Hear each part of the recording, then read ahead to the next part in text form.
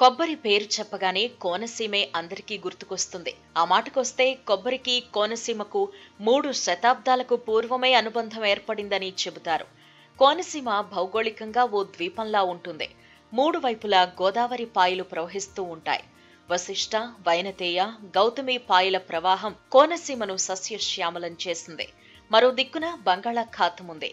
బంగాళాఖాతం తీర ప్రాంతం కావడంతోనే కొబ్బరి సాగు మొదలైందని కొందరి అభిప్రాయం. ఇండోనేషియా, థాయిలాండ్ వంటి తూర్పు ఆసియా దేశాల నుంచి తుపాన్లు, ఇతర సందర్భాల్లో కొబ్బరికాయలు కొట్టుకొచ్చుంటాయని తమ పూర్వీకులు అంటుండేవారు అని అక్కడి పెద్దల మాట.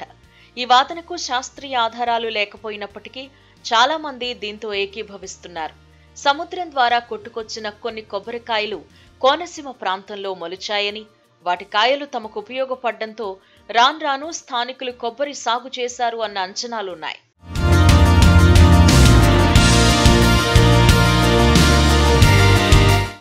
కోనసీమ చాలా తరాలుగా కొబ్బరి సాగులో తలమునకలై ఉంది.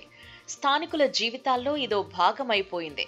కొబ్బరి ఆకులతో ఇళ్లు వేసుకుని ఉంటారు. కొబ్బరి పీచుని వివిధ రకాలుగా వాడతారు. కొబ్బరికాయల విక్రయంతో బతుకు సాగిస్తూ ఉంటారు. కొబ్బరి చెట్టు కొడుకు కన్నా మిన్న అని కొందరు అంటూ ఉంటారు. అంటే అది వారికి ఎంత విలువైందో అర్థం చేసుకోవచ్చు.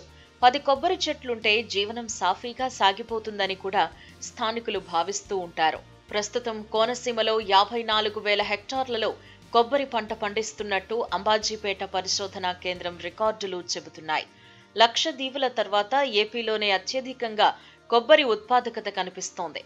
ఇక విస్తీర్ణం, ఉత్పాదకత, ఉత్పత్తి విషయాల్లో ఆంధ్రప్రదేశ్లో కోనసీమదే ప్రధాన వాటా. కొబ్బరి సాగవుతున్న మొత్తం విస్తీర్ణంలో దాదాపుగా 45% కోనసీమలోనే ఉంది. ఉత్పత్తిలోనూ ఉత్పాదకతలోనూ కోనసీమ దేశంలోనే గుర్తింపు పొందింది.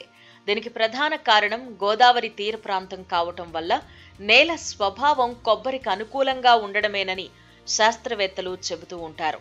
కోనసీమలో నేల స్వభావరీత్యా కొబ్బరి పంటకు బాగా అనుకూలం. నిత్యం నీటి సదుపాయం ఉంటుంది. భూగర్భ నీటి మట్టం కూడా ఆశాజనకంగా ఉంటుంది. పైగా మట్టి తేలిగ్గా ఉండడంతో కొబ్బరి వేళ్లు విస్తరించేందుకు తోడ్పడుతుంది. వాతావరణం కూడా సానుకూలం. సమపాళ్లలో వర్షం, ఎండ ఉంటాయి. నీటికి లోటు లేదు కాబట్టి కోనసీమలో కొబ్బరి పంట వేగంగా పెరిగింది.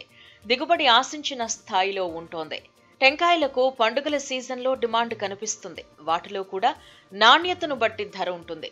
ధర లేని సమయంలో రైతులు కొబ్బరిని అటక మీద పోస్తారు. ఇలా 6 నెలలు ఉంచిన కురుడి ధర ఎక్కువగా ఉన్నప్పుడు అమ్ముతారు.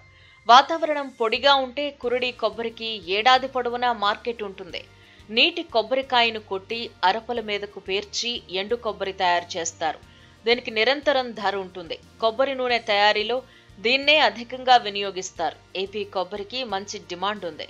రాజస్థాన్, ఢిల్లీ, ఉత్తరప్రదేశ్ సహా వివిధ ఉత్తరాది రాష్ట్రాలకు కూడా ఎగుమతవుతోంది. అంబాజీపేట కేంద్రంగా కొబ్బరి మార్కెట్ విస్తరించింది. నిత్యం అంబాజీపేట నుంచి కొబ్బరి ఎగుమతులు జరుగుతాయి.